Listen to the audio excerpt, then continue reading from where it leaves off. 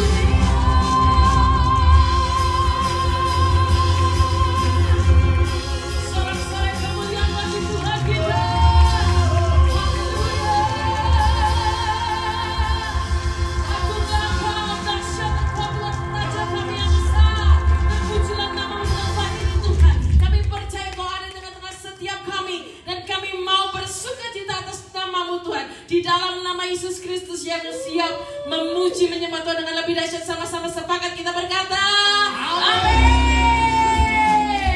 Berikan tepuk tangan sorak-sorai kemuliaan buat Tuhan kita. Oh, pujian yang terbaik buat Tuhan. Haleluya.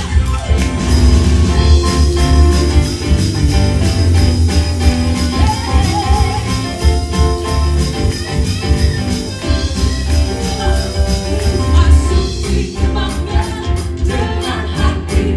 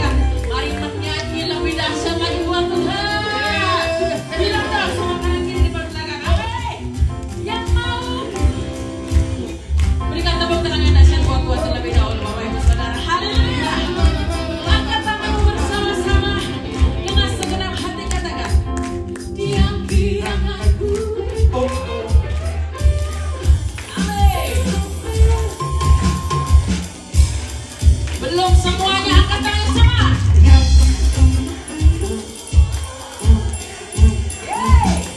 Ku bersuka pada dia.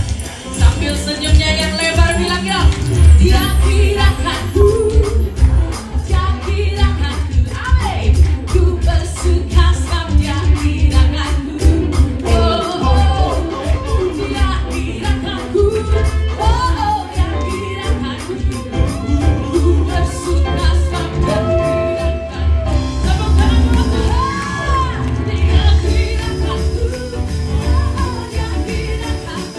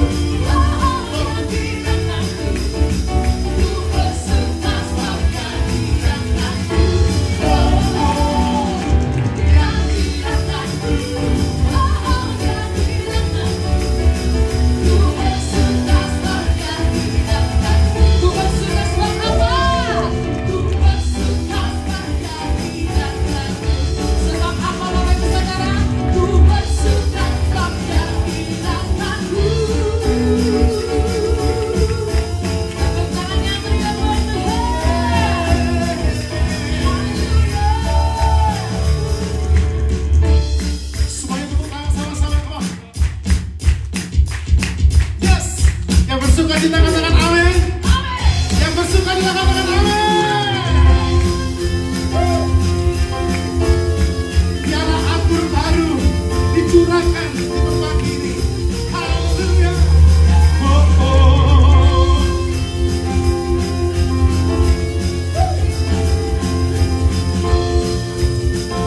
Mari sama-sama. Roh Kudus tercurah.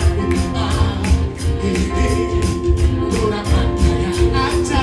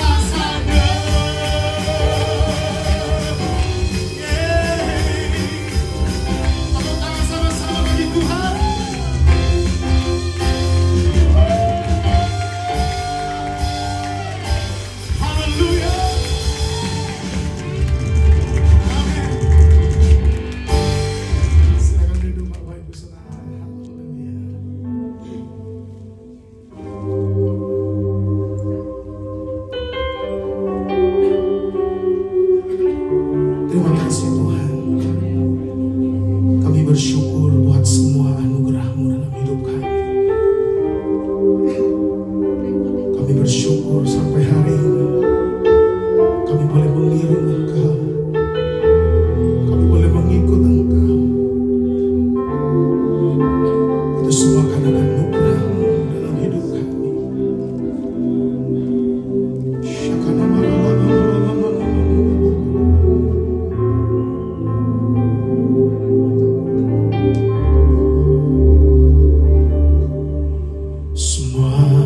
Karena anugerah-Mu hari ini ada,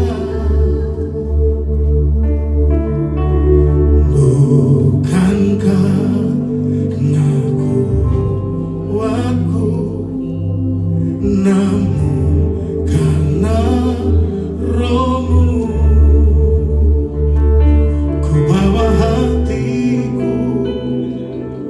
Penyembahanku, ku semakin berkurang, Yesus semakin bertambah.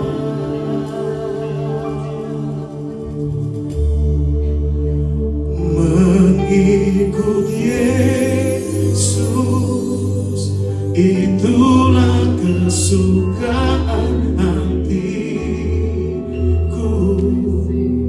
Ku lepas semua aku untuk mengenal kehendaknya di hidupku.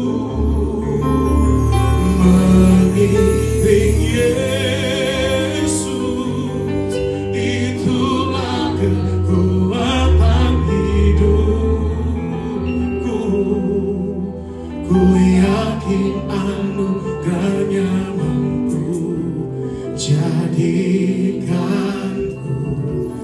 hamba yang berkenan selalu. Yang percaya berikan tepuk tangan buat Tuhan Yesus.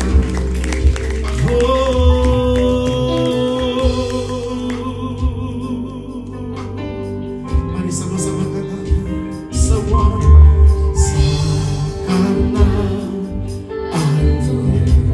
Anugerah-Mu hari ini ada, bukan karena kuatku, namun karena Roh-Mu. Ku bawa hatiku, penyembahanku, ku semakin berkurang, Yesus semakin bertambah. Mengikut Yesus, itulah kebukaan hatiku. Ku lepas semua aku untuk mengenal kehendaknya di hidupku. Mengiring Yesus, itulah kekuatan hidupku. Ku yakin anugerah-Nya mampu jadikanku hamba yang berkenan selalu. Mari kita bangkit berdiri bersama-sama Bapak Ibu Saudara. Mengikut Yesus, itulah kesukaan hatiku. Ku lepas semua aku untuk mengenal kehendaknya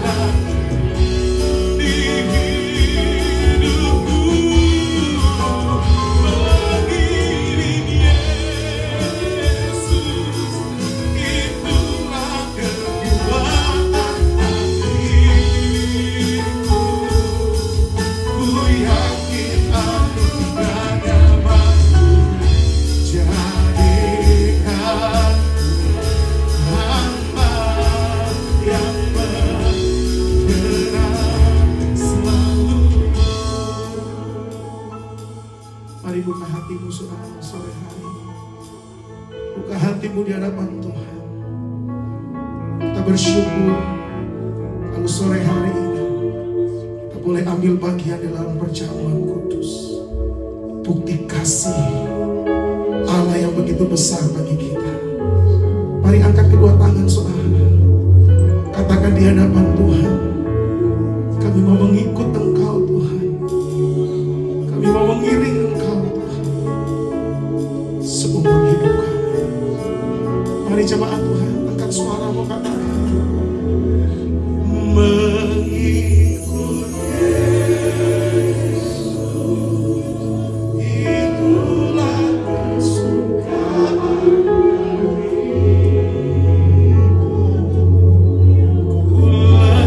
Semua untuk mengenal kehendaknya di hidupku. Mengiringmu, mengiring Yesus, itulah kesempatan hati. Ku yakin anugerahnya mampu jadikanku hamba yang berkenan selalu. Taruh tangan di dada, katakan, all my life you have been faithful.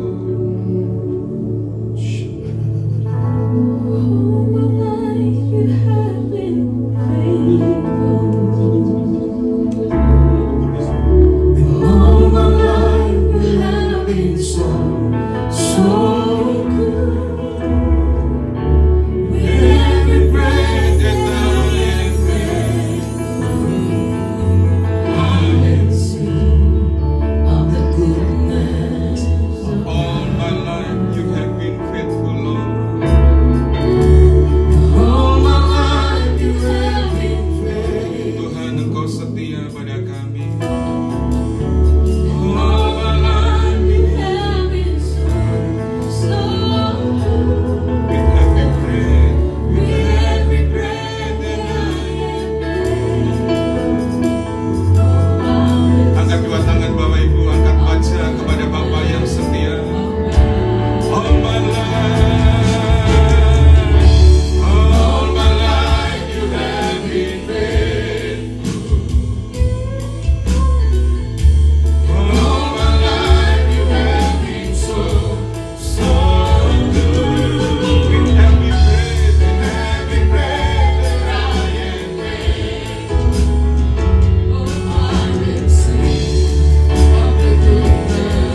lagi katakan all my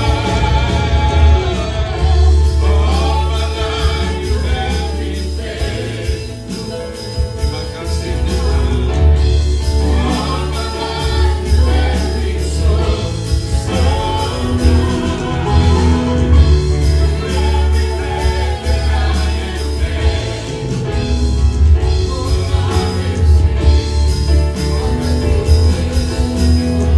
I will sing of the goodness of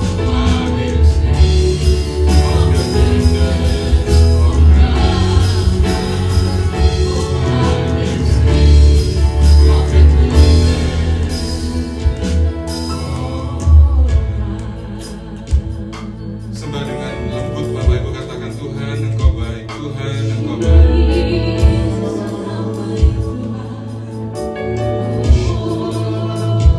Engkau baik Tuhan. Terima kasih, terima kasih. Terima kasih, terima kasih. Terima kasih.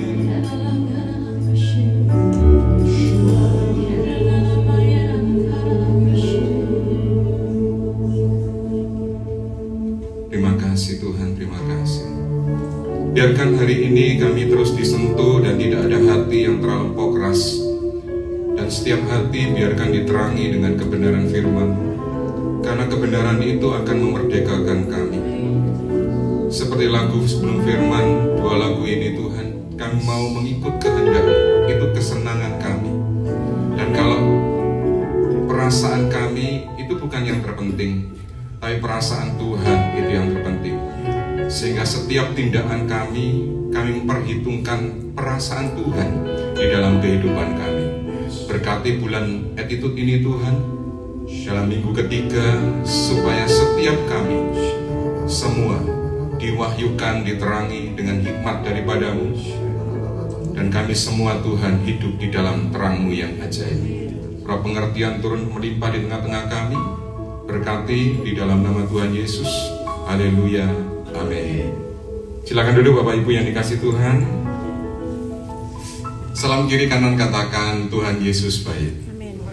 Ini apel iman 1 bulan ini kita bicara Tuhan Yesus baik. Amin.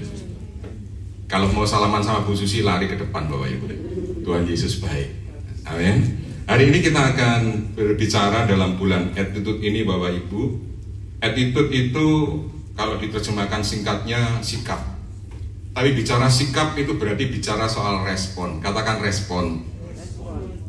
Hukum fisika yang ketiga, hukum Newton itu ada aksi, ada reaksi. Berarti bicara soal reaksinya ini, bicara soal respon. Amin. Kalau kita memukul satu tembok, itu aksi. Reaksinya tembok itu akan bergeming kuat dan tangan Bapak Ibu sakit. Nah, kalau hidup kita ini bisa meresponi dengan benar, bisa bersikap dengan tepat, maka kita akan mendapatkan manfaat, tidak seperti waktu kita memukul tembok. Setuju Bapak Ibu? Nah, kita akan lihat Bapak Ibu, saya agak berpikir bagaimana ini Tuhan, apa yang harus sampaikan. Karena sampai hari kemarin itu cuma dapat 1 ayat Bapak Ibu. Tadi pagi subuh, untung di WA Bu Susi agak ada pencerahan sedikit Bapak Ibu. Jadi ada pencerahan sedikit untuk kita bahas kepada Bapak Ibu. Dan ini seperti membuka diri saya kepada Bapak Ibu. Jadi mohon maaf, cerita ini berkaitan dengan beberapa perjalanan kehidupan saya waktu saya mengiring Tuhan. Dan pengalaman ini mungkin pengalaman yang kecil bagi Bapak Ibu, tapi bagi saya ini merupakan pengajaran yang Tuhan berikan kepada saya, sehingga saya bisa sampai kepada hari ini. Dan tentunya berkat mentor-mentor yang ada, dengan tuntunan Tuhan mereka mendidik kami, sehingga saya bisa sampai dengan model tipe seperti ini Bapak Ibu. Katanya kemarin kata Bu Mingming, dulu grade-nya masih B, sekarang grade-nya enggak tahu grade-nya apa Bapak Ibu. Tapi yang penting kita akan berubah terus, kita akan terus bertumbuh sampai kepada kesempurnaan. Setuju?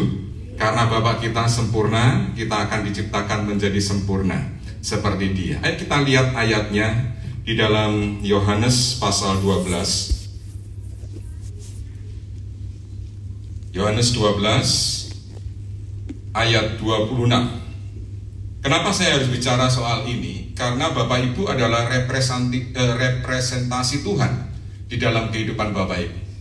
Saya pernah lihat, Bapak Ibu pernah temui kalau di Sogo atau di apa, ada yang bagian pakai slayer seperti ini, terus kemudian selamat datang Pak. Itu mewakili perusahaan yang ada.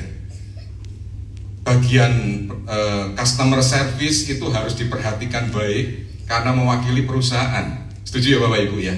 Nah Bapak Ibu ini mewakili kerajaan surga. Jadi Bapak Ibu, sikap seorang pelayan itu dituntut yang baik. Setuju? Oleh kiri kanan Bapak Ibu, kamu cantik hari ini. Kalau perempuan, puji Bapak Ibu. Jangan dipuji, saya lagi ngomong kamu cantik, kamu ganteng hari ini. Amin. Itu kata-kata seorang yang kalau dilahirkan dengan ketulusan itu seperti Bapak selamat pagi, Bu selamat pagi, itu sangat luar biasa, beri senyum yang terbaik. Amin. Kita baca ayat ini Bapak Ibu. Ayo. 1, 2, 3. Barang siapa melayani aku, ia harus mengikut aku, dan di mana aku berada, di situ pun pelayanku akan berada. Barang siapa melayani aku, ia akan dihormati Bapa. Saya garis bawahi kata harus di sana. Siapa di sini yang semuanya itu adalah sadar bahwa dirinya pelayan Tuhan? Loh, kok cuma yang di depan Bapak Ibu? Sing angkati setengah tiang ini harus sadar gini, aku pelayan Tuhan. Ini status. Siapa yang, saya ulangi sekali lagi, siapa yang di sini sadar bahwa hidup Bapak Ibu itu pelayan Tuhan? Wah, luar biasa. Jadi pulang dari tempat ini, Bapak Ibu bawa merek, namanya merek Kingdom of God, kerajaan surga. Ada tanda darah Tuhan Yesus di dalam hati Bapak Ibu. Dan dikatakan di sini untuk setiap yang menjadi pelayannya, yang mau melayani dia, ia harus mengikuti aku, dan di mana aku berada, di situ pun pelayanku akan berada. Bapak Ibu harus belajar mengikuti Tuhan, harus belajar tahu di mana Tuhan berada. Setuju Bapak Ibu? Saya ingat kisah sebelum kita masuk ke poinnya. Saya ingat kisah di mana waktu itu Petrus sudah agak tua, lalu kemudian dia mau dikejar karena Kaisar Nero dari Romawi sangat brutal menghukum orang-orang percaya. Lalu kemudian Petrus disuruh oleh beberapa anak-anak rohaninya untuk meninggalkan Romawi waktu itu, Roma. Lalu kemudian dalam perjalanan pergi meninggalkan kota mau menuju dekat pintu keluar, dalam kisah itu dikisahkan tiba-tiba Yesus masuk kembali. Dia lihat, loh Tuhan mau kemana engkau? Aku mau kembali untuk disalibkan yang kedua. Lalu Petrus ngomong begini, saya kalau ingat kisah ini Bapak Ibu, saya suka baca kisah-kisah di mana gereja di Cina, di mana hamba-hamba Tuhan yang ada menjadi orang percaya itu harganya itu mahal. Bapak Ibu, harganya ikut Tuhan di Indonesia masih murah, karena Bapak Ibu bisa hadir dimanapun gereja ada di Surabaya, bisa milih, betul nggak Bapak Ibu ya? Dari yang paling lucu, dari yang paling mengentertain ya Bapak Ibu ya, sampai yang paling panas nggak ada AC, itu ada semua. Dari kualitas pemain musik yang paling top sama yang pemain musiknya nggak enak, Bapak Ibu sudah bisa nikmati, bahkan bisa milih. Tapi hari itu, zaman itu, Bapak Ibu, Petrus juga mau milih enaknya. Tapi dia tiba-tiba Tuhan balik, dan ada balik ke Roma, masuk, dan Petrus berkata, oh kalau gitu aku tahu, aku harus ikut. Dan dia masuk ke Roma, dan kisahnya itu dia disalibkan, bukan seperti gurunya, tapi kepalanya di bawah. Kekristenan lahir dari orang-orang yang demikian. Saya berdoa orang-orang Proskuneo, terutama kita semua, saya menganggap diri saya juga orang Proskuneo, karena nama saya juga Nehemia Agus Budineno Proskuneo nih Bapak Ibu. Nehemianya itu pemberian dari Ibu Rohani yang harus kita hargai. Jadi kemana-mana harus menyandang nama itu berat Bapak Ibu.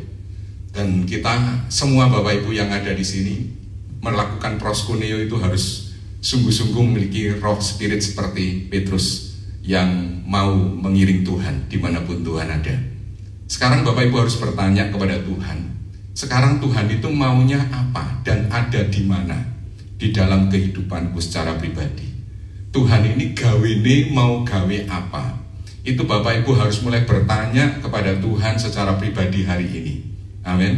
Gak usah tegang-tegang Bapak Ibu, kita serius tapi santai di hadapan hadirat Tuhan. Sekarang kita akan lihat secara cepat di Alkitab yang ada. Untuk yang pertama Bapak Ibu, seorang pelayan Tuhan itu bagaimana sih? Kita akan lihat slide-nya. Kok kecil ya? Oh mini, ketok ya Bapak Ibu, kelihatan ya Bapak Ibu, masih ada ya. Kita akan lanjut Bapak Ibu. Slide berikutnya. Nah ini, sikap hati seorang pelayan itu bagaimana? Yang pertama Bapak Ibu, kita baca di dalam Matius pasal 45. Matius 24 ayat 45 sampai 51. Bapak Ibu baca pelan-pelan ayat ini supaya menjadi kehidupan dimengerti pada poin yang nanti saya garis terbalik. Siapakah hamba yang setia dan bijaksana, yang diangkat oleh tuannya atas orang-orangnya untuk memberikan mereka makanan pada waktunya?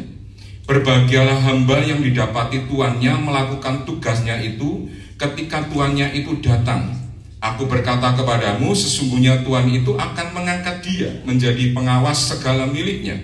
Akan tetapi apabila hamba itu jahat dan berkata dalam hatinya, jadi ini tiba-tiba dalam fase tertentu Bapak Ibu, dia dalam fase menunggu dan seterusnya, tiba-tiba ada pemikiran-pemikiran jahat.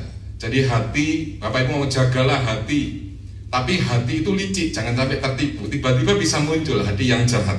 Pemikirannya apa? Tuanku tidak datang. Lalu ia mulai memukul hamba-hamba lain dan makan minum bersama-sama pemabuk-pemabuk.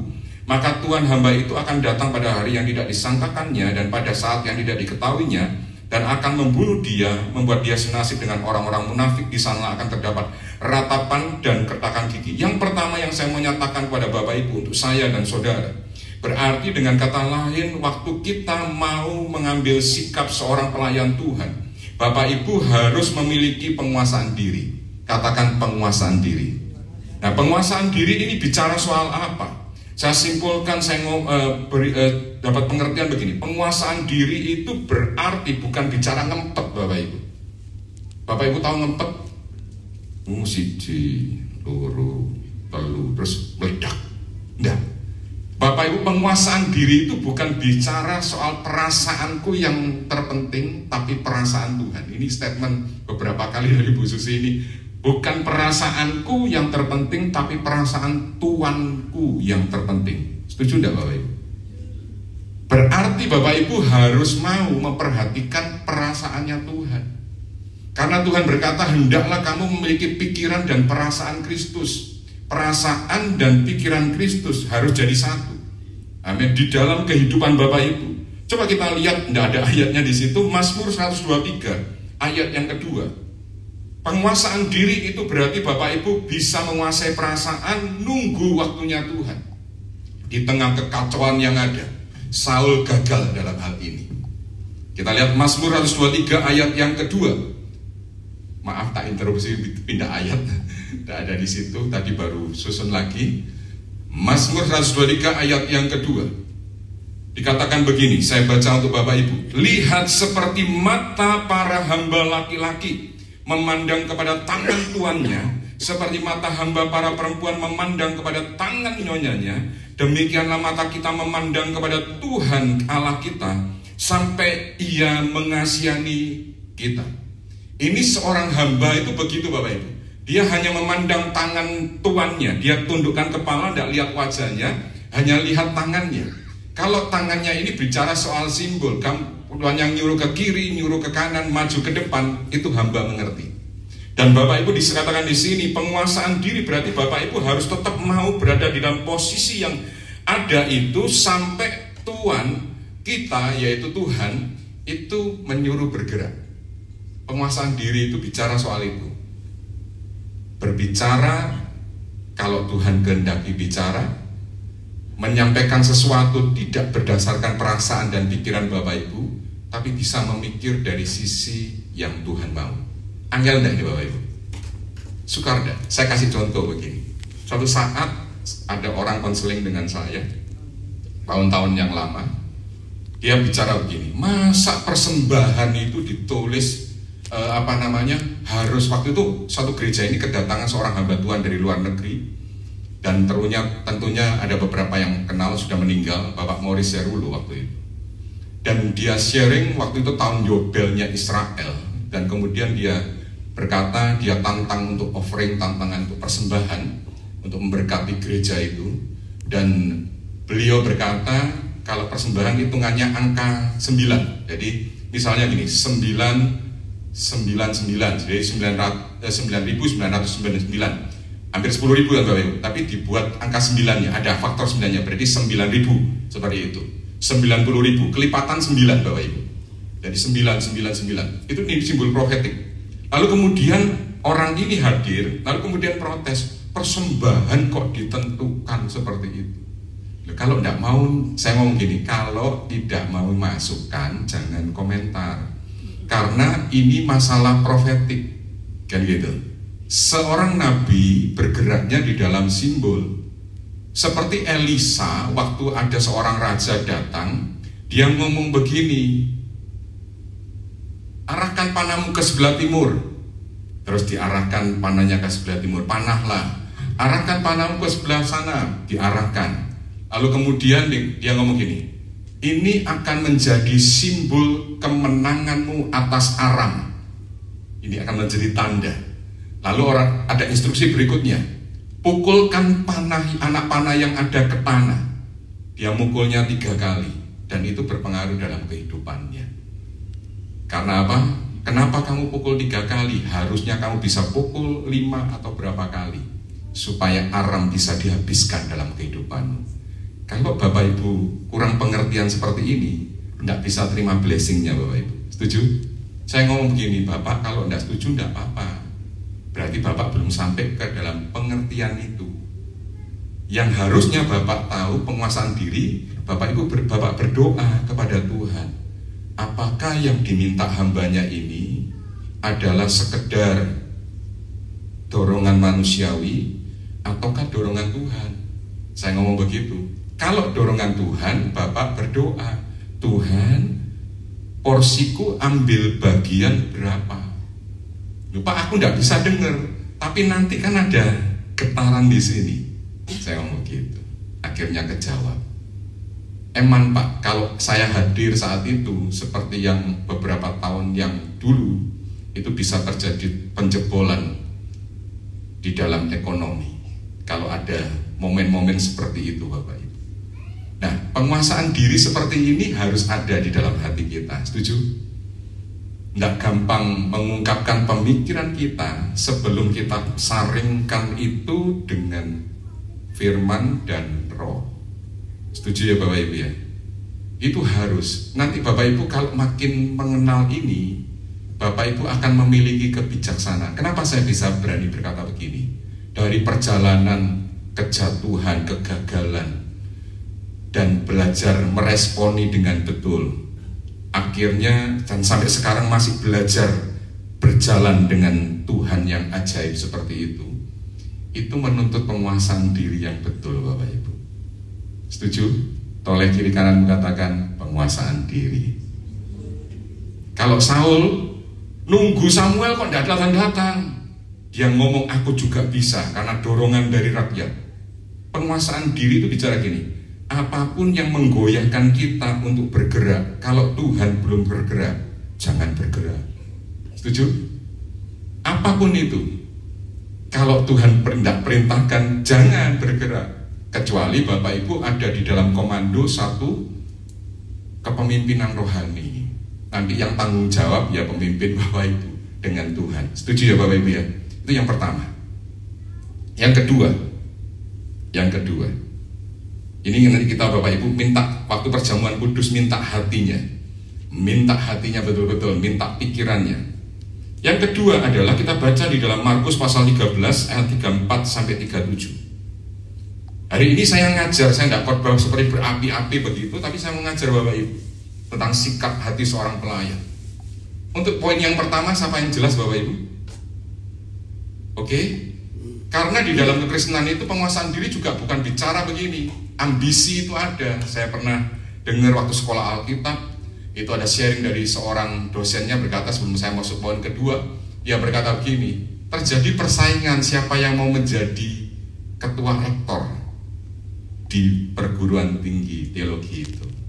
Bisa loh Bapak Ibu, mukanya sama-sama shalom tapi kon musuh kulo gitu Bapak Ibu, saingan begitu. Wah, itu masalah hati. Siapa yang tahu? Diri Bapak Ibu dan Tuhan. Setuju tidak Bapak Ibu? Bapak Ibu berpolitik atau enggak, yang tahu nanti waktu CCTV surga dibuka, itu baru tahu. Saya enggak tahu Bapak Ibu. Seperti itu. Setuju ya Bapak Ibu ya? Nah Bapak Ibu tetap harus belajar berjalan dalam penguasaan diri seperti itu. Tapi jangan ngempet. Kalau ngempet bisa kentut Bapak Ibu ya. Ngempet, tot gitu ya Bapak Ibu ya. Jangan Bapak Ibu ya. Kita akan lihat Bapak Ibu yang kedua. Baca Markus 13 ayat 34 sampai 37. Dan halnya sama seperti seorang yang berpergian, yang meninggalkan rumahnya dan menyerahkan tanggung jawab kepada hamba-hambanya masing-masing dengan tugasnya, memerintahkan penunggu pintu supaya berjaga-jaga. Berarti porsi kita masing-masing ada porsinya enggak? Bapak Ibu hadir di Proskuneo, kalau Bapak Ibu ditaruh Tuhan di sini, Bapak Ibu ada porsinya. Dan yang luar biasa Bapak Ibu adalah kalau Bapak Ibu hadir di tempat ini, ingin mengambil bagian dan bertanya kepada Tuhan, apa yang bisa aku ambil bagian? Misalnya Bapak Ibu bisa ambil bagian di ngisi konsumsi yang ada di Proskuneo, itu Bapak Ibu bisa hubungi saya atau Bu Susi atau teman yang bertanggung jawab untuk ngatur konsumsi. Itu Bapak Ibu seperti berdoa, dimulai harus dengan berdoa. Setuju Bapak Ibu ya? Ngomong apa yang bisa aku ambil bagian. Jadi tidak bisa Bapak Ibu pikir dengan emosi. Wis aku aja tidak bisa. Karena pekerjaan Tuhan ini bukan bicara aku, tapi bicara Tuhan dan kita. Setuju? Bagaimana kita dalam kebersamaan. Makanya prinsipnya begini, saya setuju. Mau berlari cepat, berlari sendiri. Tapi kalau mau berlari jauh, harus bersama-sama. Nah, kualitas orang yang bersama-sama ini harus sama-sama mempunyai satu hati, satu jiwa, satu sasaran, visi mewujudkan jemaat yang berwarasan karakter Kristus.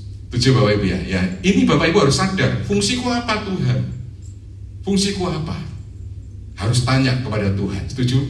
Mungkin Bapak Ibu, aku tidak bisa pelayanan apa-apa. Saya mau kasih tahu Bapak Ibu, begitu Bapak Ibu hadir di sini, doakan Tuhan. Aku berdoa setiap minggu, WL yang nyanyi, pemain musik semua yang ada, yang khotbah semua Tuhan, diurapi Tuhan, berkati Tuhan jemaatmu yang hadir, semua mengalami lawatan Tuhan. Begitu Bapak Ibu ngambil posisi seperti itu, yang khotbah merasa pengurapan turun, dipuji orang, Bapak Ibu tidak kelihatan. Nanti di surga Bapak Ibu dapat upane mungkin lebih besar daripada yang khotbah. Setuju katakan amin? Nah itu yang harus Bapak Ibu ambil bagian. Sederhananya seperti itu. Pernahkah Bapak Ibu berpikir waktu hadir job ngobrol, bisnisnya kayak apa? Wis makan guru, nanti pulang makan di mana? Sembahyang Bapak Ibu, doa, ngomong kepada Tuhan, berkati. Amin. Pekerjaan Tuhan di tempat ini dengan doa-doa Bapak Ibu. Yang mau angkat tangan? Oh, sedikit masihan. Amin. Yang mau mendoakan, saya doakan Bapak Ibu akan memiliki hatinya Tuhan untuk tempat ini. Setuju? Nah, ayat berikutnya berkata begini. Karena langsung 35 ya berarti. Karena itu berjaga-jagalah, sebab kamu tidak tahu bila manakah Tuhanmu itu pulang menjelang malam atau tengah malam atau larut malam atau pagi-pagi buta. Supaya kalau ia tiba-tiba datang, jangan kamu didapatinya sedang tidur, ceblekan yang tidur. Bangun. Harus ready Bapak Ibu sewaktu-waktu. Saya ingat waktu saya ada di gereja sebagai pelayan Tuhan di sana dan full time di sana. Sekretaris gereja dan beberapa departemen sempat dipercayakan. Itu kalau kita pulang malam setelah ibadah terakhir dan gembalanya lagi pelayanan di tempat lain karena ada pembicara tamu atau apa, kita yang bagian anak-anak muda itu pulangnya malam Bapak Ibu. Dan saya lihat pembantunya ini Bapak Ibu, itu gembalanya kalau pulang jam 11 pun harus dibukakan. Kita yang di gereja pun nutup pintu misalnya setelah aktivitas yang ada, kita panggil mbaknya, mbak sudah selesai silakan tutup pintu gereja. Itu dia harus bangun. Kan gitu, tiba-tiba larut malam, pagi-pagi buta. Pagi pun kalau doa pagi 4:30 datang, mbaknya yang buka Bapak Ibu, kalau gembalanya hadir. Tapi akhirnya diambil kesimpulan kalau pagi, akhirnya kunci itu saya minta, Pak kunci saya pegang aja. Jadi kunci untuk area gereja kita pegang. Terus arah ke rumah gembalanya itu pembantu yang punya. Jadi untuk hanya buka pintu untuk gembalanya, diputusin seperti itu. Dan di sini kita Tuhan berkata apa? Bapak Ibu harus supaya kalau ia tiba-tiba datang, jangan kamu didapatinya sedang tidur. Amin. Sewaktu-waktu. Ini latihan berat Bapak Ibu. Siapa yang mau latihan seperti ini? Pagi-pagi, Tuhan aku mau bangun setiap pagi. Siapa yang pernah doa seperti itu? Oh, enggak ada Bapak Ibu. Oh, ada. Tiba-tiba ternyata kepinginnya bangun jam 4. Tapi tiba-tiba bangunnya bukan jam 4, tapi jam 2. Bener enggak ya? Terus Bapak Ibu lakukan apa? Tidur lagi. Habis tidur lagi, Bapak Ibu bangun jam berapa? 14 ini. Jam 5. 14 dari janji waktu yang dengan Tuhan. Hari ini saya percaya Bapak Ibu akan melakukan ini supaya apa? Tentara itu dibanguni sewaktu-waktu. Perang itu harus siap. Bapak Ibu pernah lihat film tentara enggak? Dibanguni itu enggak tahu waktu, harus siap. Bangun begitu langsung ambil posisi, siap. Katakan siap. Siapa komandan Bapak Ibu? Tuhan Yesus. Jadi Bapak Ibu, waktu dipanggil sewaktu-waktu harus siap. Dan ini harus dikenakan kepada hidup Bapak Ibu. Yang kedua, pelayan itu adalah orang yang selalu siap sedia. Saya ingat kesaksian testimoni, minta maaf saya cuplik kesaksian Bu Susi. Kalau mau dipakai Tuhan, harus mau, bahasa Indonesia nih, saya lupa bahasa Jawa nih waktu itu ngomong, siap sedia. Nek, istilahnya gini, kalau soal makan-makan, aku nggak tahu diajak.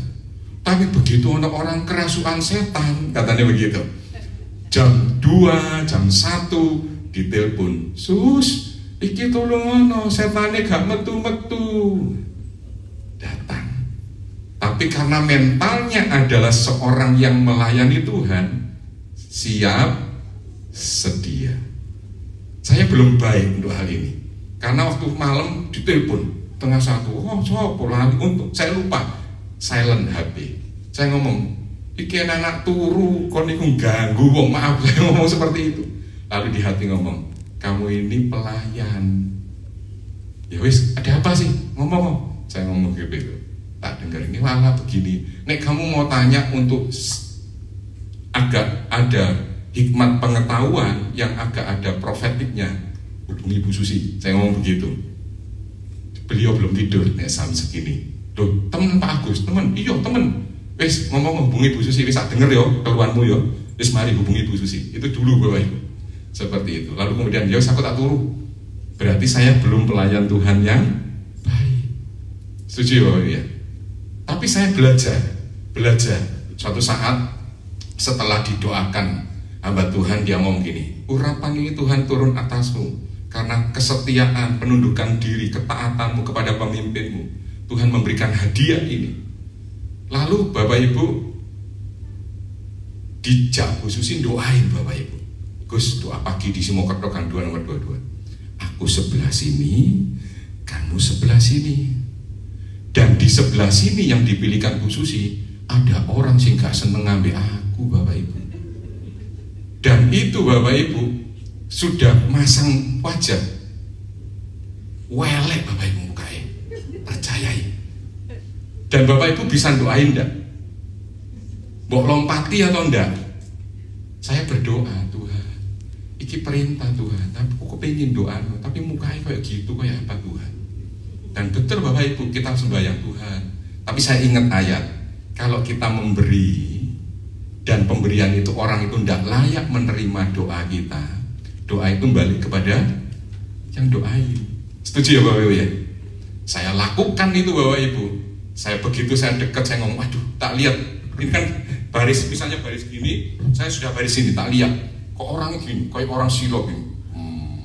Gitu. Kaku begitu Bapak Ibu. Waduh, hati saya ini harus beres, sikap hati ini harus beres. Tiba-tiba Bapak Ibu sudah dekat, saya bahasa orang tak lihat Bapak Ibu mukanya, tak intip-intip gini. Wih, cek ngono Bapak Ibu. Waduh, jalat ini. Karena Bapak Ibu tak doakan, saya sungguh-sungguh. Pertama merem gini Tuhan, di dalam nama Yesus Tuhan akan begini. Tak intip sih. Responnya kayak apa? Ini urapan, aku merasa urapan ini. Tak pikir buka tangan, ngomong amin, amin, masih pelan menghargai urapan Tuhan ya Bapak Ibu ya. Enggak Bapak Ibu.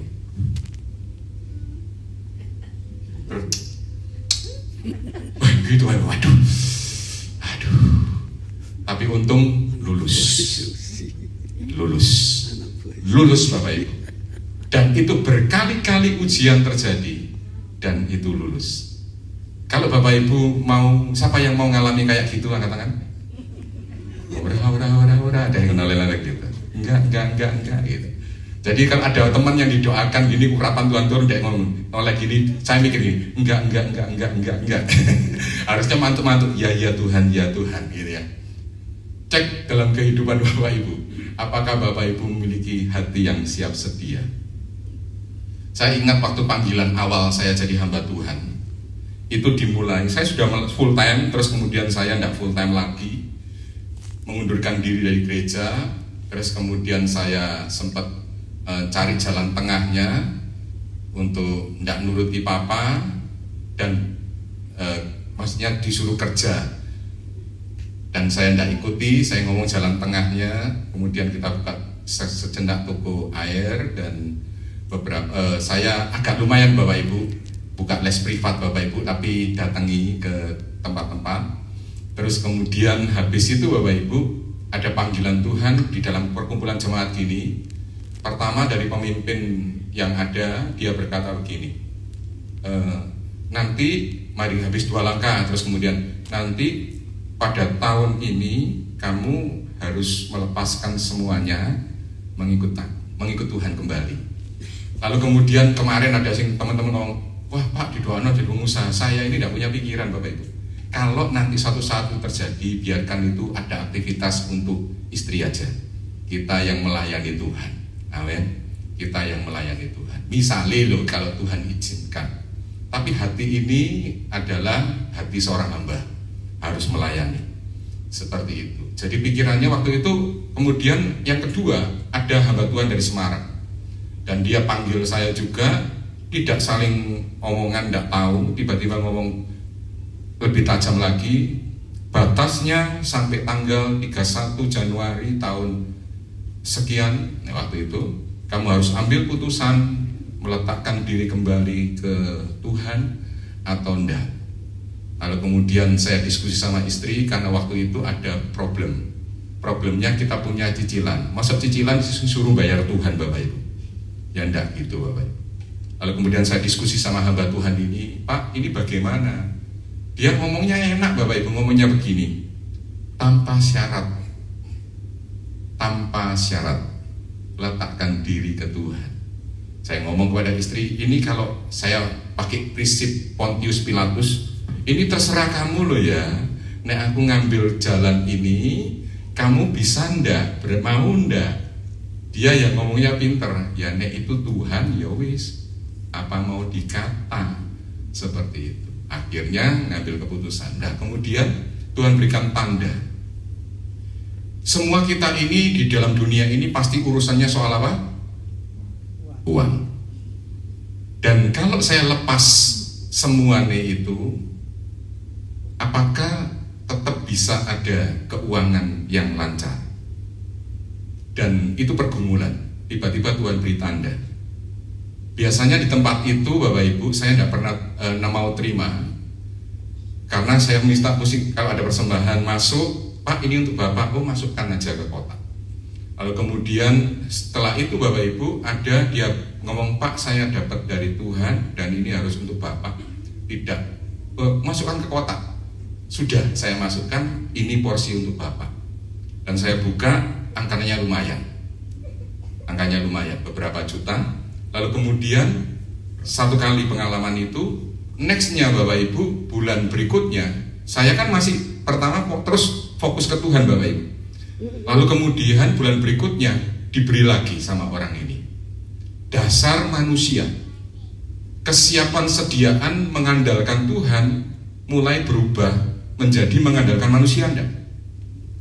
Bulan ketiga berikutnya saya ngenteni Bapak Ibu, tak ngenteni. Salaman begini tak kodei, Bu, shalom gitu. Gak cair Bapak Ibu. Tak kedipi, tak keingguyu yang paling manis. Saya lepas masker. Menurut Bu Susi kalau saya kurus elek, tapi saya agak gembukan kan Bapak Ibu. Lucu kan? Teletubbies. Seperti itu. Dan orang ini Bapak Ibu nggak ngasih sampai saya mikir gini, kita jaga no gaya bayar listrik, ternyata kan ini tanggung jawab saya dari istri bagaimana? Ini saya ngomong cerita fair kepada Bapak Ibu. Tapi saya punya Tuhan yang ajaib. Makanya Bapak Ibu di dalam kehidupan waktu Bapak Ibu mengandalkan Tuhan, hari itu latihan saya banyak seperti itu. Saya ikuti seorang hamba Tuhan berkata begini, kalau terima persembahan atau apapun, terima pelayanan nih Bapak Ibu, doa, ini porsiku atau enggak. Dan beberapa kali di dalam kebiasaan yang ada di gereja itu kan ngasih PK, setuju enggak Bapak Ibu? Dan itu Bapak Ibu sempat kita gini, salam gini, kita kembalikan. Orangnya heran. Dan puji Tuhan itu latihan awal. Sekarang tidak ada suara kembalikan. tapi disuruh kantongi. Jadi puji Tuhan Bapak Ibu, puji Tuhan, itu perubahan yang Tuhan baik Bapak Ibu. Tapi latihan-latihan seperti itu sudah berlangsung sampai, saya rasa sampai sekarang pun latihan itu masih jalan. Karena kita mau tahu, kita sebagai pelayan, sumber kita, kehidupan kita harus dari Tuhan kita, setuju? Nah, itu yang harus Bapak Ibu sadari. Kehidupan kita ini dari Tuhan. Bukan nanti ngitungin ya rekening kayak Bu Susi ngomong BCA itu mau minta maaf bolak-balik Bapak Ibu, katanya beliau. Iya sih, saya jarang lihat ATM, gak tahu Bapak Ibu. Jadi Nek Bu Susi kan sering ngecek gitu. Maaf, saldo Anda tidak mencukupi, dipihak lagi besok. Maaf, itu contoh beliau Bapak Ibu. BCA itu minta maaf terus. Tapi bukan berarti Bu Susi tidak punya berkat. Ada Tuhan yang senantiasa memberkati beliau. Setuju Bapak Ibu? Ada tangan Tuhan yang juga memberkati pekerjaan Tuhan di tempat ini. Ada banyak yang dukung ataupun tidak. Ada Tuhan, karena ini pekerjaan Tuhan. Kalau Tuhan yang memulai, maka Tuhan itu juga yang bertanggung jawab. Asal yang jalan ini jalannya benar di jalan-jalan Tuhan. Setuju? Kita akan lihat lagi. Itu kata yang kedua, siap sedia. Yang ketiga, jadi kalau ngajar Bapak Ibu harus fokus. Ini tidak berapi-api saya khotbah hari ini. Siap sedia itu siap meninggalkan kenyamanan, tidak takut mengalami kerugian. Itu siap sedia.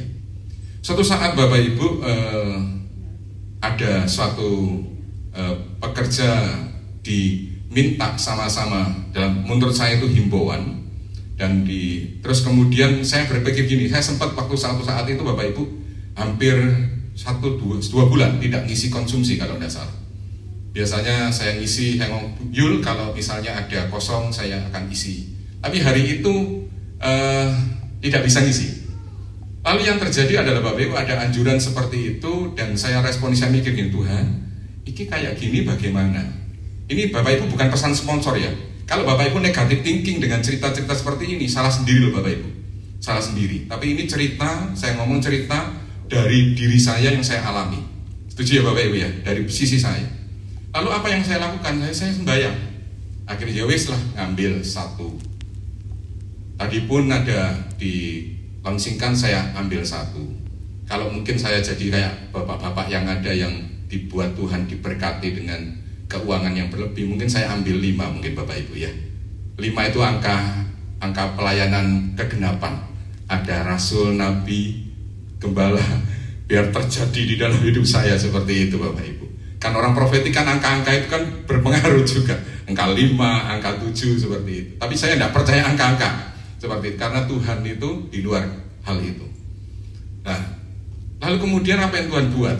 Tuhan senantiasa cukupi. Setuju? Sediakan di dalam area apa-apa. Bapak Ibu pernah berani enggak? Dalam situasi saya, Bapak Ibu mungkin akan, saya cerita ini mohon maaf, bukan ada maaf, tidak ada anjuran atau pesan sponsor dari Bu Susi. Saya cuma cerita perjalanan hidup saya yang dicukupi oleh Tuhan hari demi hari. Siapa yang percaya bahwa Tuhan itu Allah yang menyediakan segala kebutuhan kita? Setuju?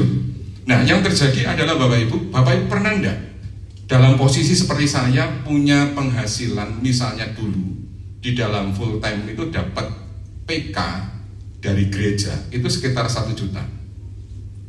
Lalu kemudian, tapi tahun lama ya Bapak Ibu ya, tahun lama. Saya belum nikah, jadi saya masih bisa yang full timer atasnya saya gajinya selisih sedikit dengan kita, tidak bisa Bapak Ibu, karena rumahnya jauh, naiknya harus mobil dan seterusnya. Itu dia harus berjuang, bergumul dengan Tuhan. Nah, lalu kemudian Bapak Ibu yang terjadi adalah dengan terus kemudian saya tidak melayani lagi, saya hanya terima hidup dari iman. Itu Bapak Ibu percaya enggak? Ada orang tiba-tiba Tuhan gerakkan untuk kami berkati, nyicilkan sepeda motor. Sepeda motorku buntut, masih elek, tapi disuruh berkati orang untuk nyicilkan sepeda motor. Pernah enggak Bapak Ibu ngalami seperti itu? Oh, gak pernah didorong ya Bapak Ibu ya? Oh, luar biasa ya Bapak Ibu ya? Wah, hari itu saya terdorong Bapak Ibu. Saya bergumul Bapak Ibu, sembahyang Tuhan, iki gak lucu Tuhan. Seperti itu. Lalu saya tanya, tapi tak tanya ya orangnya Tuhan. Kalau dia mau, kalau enggak mau, Selamat aku Bapak Ibu. Lalu kemudian tak tanya, Bu, kamu mau enggak? Kan dia soalnya cerita sepeda motor sering servis dan sebagainya. Beliau sepeda motor, saya yang cicilkan. Lalu kemudian uang muka bagaimana? Uang muka kan dulu murah Bapak Ibu, 500. Uang muka saya kasih. Cicilan berikutnya gampang. Tapi saya berjanji pasti bisa karena Tuhan yang suruh. Dan itu kita tidak ngomong orang-orang saya yang ini dicicil lo Pak Agus, tidak ono Bapak Ibu woro-woro. Kalau dia cerita dan tahu dari mulutnya beliau ke orang lain, salahnya siapa? Ya salahnya orang itu. Saya tidak pernah cerita. Setuju tidak Bapak Ibu? Pernah suatu saat teman ngomong, loh Gus, orang yang lebih tua, loh itu mbok cicil lah ya. Dia mau jawab iya, dikasih guyu aja. Iya kan, kasih guyu aja Bapak Ibu. Artinya tebakan dewi gitu, seperti itu. Dan pernah suatu saat Bapak Ibu di Proskuneo ini ada teman kami lihat sepeda motor ini tiba-tiba ini ada cetukan ini. Tak telepon bapaknya, Pak, mau ndak kamu ganti sepeda motor Matic kayak saya? Oh jangan Pak Agus. Berarti dia mungkin tidak percaya aku iso nyicil Bapak Ibu. Pasan nanti di tengah-tengah gak iso nyicil, bisa ndak Bapak Ibu? Terjadi kemungkinan itu. Dia takut Bapak Ibu ternyata. Padahal saya nawari, sepeda motormu jualan harga berapapun jadi uang mukanya, sisanya saya yang tanggung untuk cicilan sampai selesai. Oh enggak mau Pak Gus, saya sudah berdoa dan tidak. Di hati saya gini, oh selamat juga aku Ren. Selamat juga. Tapi bukan berarti saya tidak rela melakukan itu, cuma orangnya tidak mau. Nah kesiapan sedia ini berani meninggalkan zona nyaman seperti ini, mau ngikut Tuhan. Setuju? Siapa yang mau latihan seperti ini angkat tangan kanan? Duh kau ndok cuma nih Bapak Ibu. Tak ceritani lagi. Ini saya dimarahi sempat waktu itu. Saya dapat PK Bapak Ibu. Waktu itu 2,5. Ada waktu itu persembahan Rabu pertama. Di hati ini gini Bapak Ibu. Masukkan ke kotak. Waduh. Apa gitu? Bisa gitu ya Bapak Ibu. Tak cemplung no Bapak Ibu. Bu Susi lihat, Gus iki kok ana jenengmu nang kene, kok balik di sini. Gitu. Iya Bu, terdorong oleh Tuhan. Saya mikir lagi, menurut Bapak Ibu itu apakah itu kehebatan saya? Enggak. Nek sekarang Bapak Ibu diminta kayak gitu pun saya pikir juga loh Bapak Ibu. Misalnya Bapak Ibu terima gini ya, Tuhan ngomong, ini persembahan banyak gitu ya, saya terima. Kasih no orang lain. Waduh Bapak Ibu, bergumul juga masihan Bapak Ibu, karena masih daging, masih butuh apa? Uang. Siapa yang nggak butuh uang? Wah, enggak Bapak Ibu, pelayanan butuh uang. Ya, kok aku karena gini Tuhan ampuni aku saya tidak ada pesan sponsor, saya tidak mau Bapak Ibu didorong oleh gini-gini loh. Tapi saya cerita ini perjalanan hidup saya, story saya, seorang pelayan Tuhan. Jadi gini Bapak Ibu, kalau kita pelayanan karena PK, karena dapat PK persembahan dari gereja atau apapun, itu bagi saya bukan menjadi dominan. Kalau itu pun berhenti, saya percaya saya tetap bisa hidup selama Tuhan menghendaki saya hidup. Amin. Selama Tuhan menghendaki saya hidup, saya akan hidup. Kalau Tuhan tidak menghendaki saya hidup, saya pasti mati. Seperti itu. Jadi hidup kita ini yang utama siapa akhirnya? Tuhan. Demikian juga Pak, belum ada terobosan Tuhan, tapi aku percaya Bapak lagi nyusun paselnya. Begitu paselnya pas, gambarannya pas, buka gede. Amin Pak. Saya ngomongin Pak tadi TBA loh Pak. Amin. Yang ketiga, yang terakhir kita baca Lukas 17 ayat yang ke-7. Nanti kalau tidak selesai tidak apa-apa, karena saya sampai ke ujian hatinya, tapi tidak sampai ini mungkin. Siapakah di antara kamu yang mempunyai seorang hamba yang membajak atau mengembalakan ternak baginya akan berkata kepada hamba itu. Jadi ada tuan ini datang, pulang, dia ngomong mari segera makan. Tapi ayat yang berikutnya dikatakan apa? Ayat yang ke-18. Ayat yang ke-18 dikatakan apa? Bukankah sebaliknya ia berkata kepada hamba itu, siapkanlah makanku. Jadi tuannya datang, Dia akan tetap minta kepada hamba itu meskipun bukan jam makan, dia sudah telat datang pulang. Sediakan makananku, layani aku sampai selesai makan dan minum. Sesudah itu baru engkau boleh makan dan minum. Ini hamba atau pelayan Tuhan zaman dulu. Nek pelayan Tuhan zaman sekarang ini kan beda Bapak Ibu. Majikane datang, pelayannya sudah makan. Setuju nggak? Tapi zaman dulu tidak boleh, harus nunggu sampai tuannya datang baru boleh makan dan minum. Berat nggak ini Bapak Ibu? Berat. Anak kecil harus dilatih seperti itu. Dulu orang tua saya, kalau kita ngelatih, kalau orang tua saya bertamu, selama mama papa saya tidak ngode untuk boleh ngambil, ya ndak wani ngambil Bapak Ibu. Mungkin Bu Susi juga didik anaknya seperti itu, noleh, ma, oleh nggak aku pengen, gitu kan gitu. Baru nek mau ngomong, aku ngambil. Seperti itu. Nah, dikatakan di sini, adakah ia berterima kasih kepada hamba itu? Tidak harus. Ayat yang ke-10, demikian jugalah kamu untuk kita semua yang melayani Tuhan. Apabila kamu telah melakukan segala sesuatu yang ditugaskan kepadamu, hendaklah kamu berkata, kami adalah hamba-hamba yang apa? Tidak berguna. Kami hanya melakukan apa yang harus apa? Kami lakukan.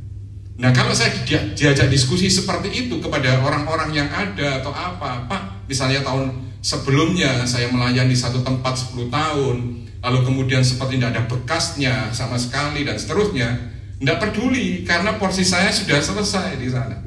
Setuju? Dikasih apa dari sana? Ya tidak harapan seperti itu. Harapannya adalah kita melakukannya itu untuk siapa? Tuhan. Kalau arahan kita ini untuk Tuhan, upahnya untuk Tuhan. Jadikan ini prinsip kebenaran. Supaya Bapak Ibu waktu berjalan pun yang diperhatikan, tadi saya ulang lagi, perasaan Tuhan, bukan kenyamananmu. Setuju? Ini yang harus kita kejar. Ini harus diucapkan Bapak Ibu. Ini ada seorang hamba Tuhan ngajari, kalau lakukan apa-apa ngomong, aku hamba yang tidak berguna, yang hanya melakukan apa yang Tuhanku suruh untuk aku kerjakan. Ayat berikutnya, gaya hidupnya yang terakhir ini saya mau baca satu aja. Nah ini, kita lihat baca ayat ini sama-sama, 1, 2, 3. Hai hamba-hamba, taatilah Tuhanmu yang di dunia ini. 1, 2, 3, yuk Bapak Ibu. Dalam segala hal, jangan hanya, loh suaranya masih belum banyak ini. Ayo kita baca 1, 2, 3. Ini berguna untuk Bapak Ibu yang kerja, ikut orang, ikut perusahaan, atau Bapak Ibu punya bisnis sendiri. Sikap hati seorang hamba seperti ini perlu Bapak Ibu miliki. Diulangi lagi, hai hamba-hamba, taatlah Tuhanmu yang ada di dunia ini dalam segala hal. Jangan hanya di hadapan mereka saja untuk menyenangkan mereka, melainkan dengan tulus hati. Karena apa? Takut akan Tuhan. Ini porsinya. Bapak Ibu tidak hanya cuplik ayat apapun juga yang ku perbuat untuk Tuhan dengan segenap hati. Enggak. Karena Bapak Ibu ada ketulusan hati, ada takut akan Tuhan, ingin menyenangkan hati Tuhan, bukan hanya untuk dipandang manusia. Karena saya pernah juga, Bapak Ibu sebagai manusia kan kadang-kadang perlu dihargai, diregoi piro sih Bapak Ibu. Saya mikir gitu.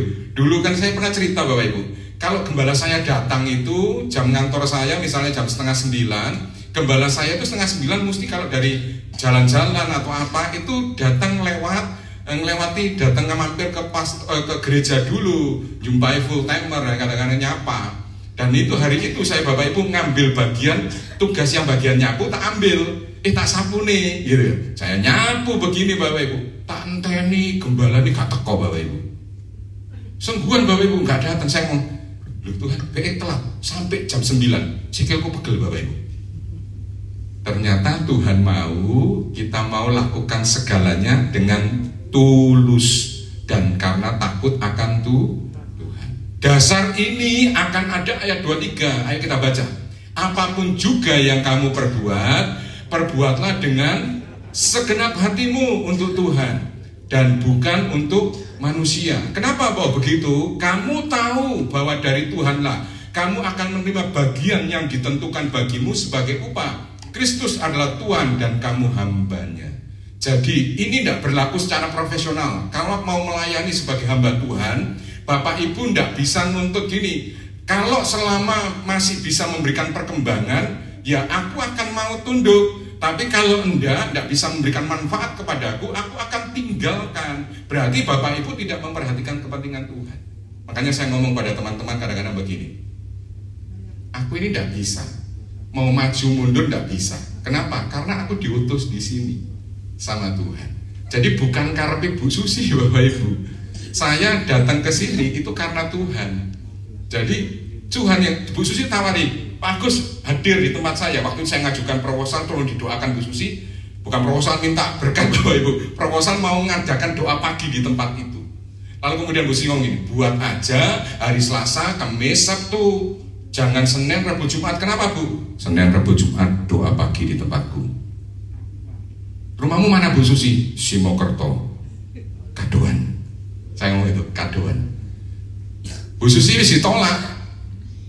Dia ngomong, Tuhan ditolak Tuhan ambil anakmu itu. Lalu kemudian apa Bapak Ibu? Tuhan ngomong sama dia, nanti aku akan suruh dia. Dan Bapak Ibu seumur-umur belum tahu suara Tuhan ngomong banter. Hari itu waktu pelayanan ngomong banter, ngomong gini, kamu harus doa pagi ke tempat Bu Susi. Setan ini beyo. Seperti itu Bapak Ibu. Bergumul 1 minggu. Hari ke-7 anjing saya meninggal Bapak Ibu. Tanda buruk ini. Gitu kan mikirin manusia tuh Bapak Ibu. Tapi ternyata Tuhan baik. Saya hadir dan beliau ngomong, aku gak kaget terus cerita yang tadi saya ngomong. Tuhan sudah kasih tahu. Berfungsilah di tempat ini, jadilah utusan dan hamba-hambanya yang melayani dengan baik. Perjamuan kudus ini akan menjadi tanda perjanjian hidupmu dengan Tuhan. Yang mau katakan amin.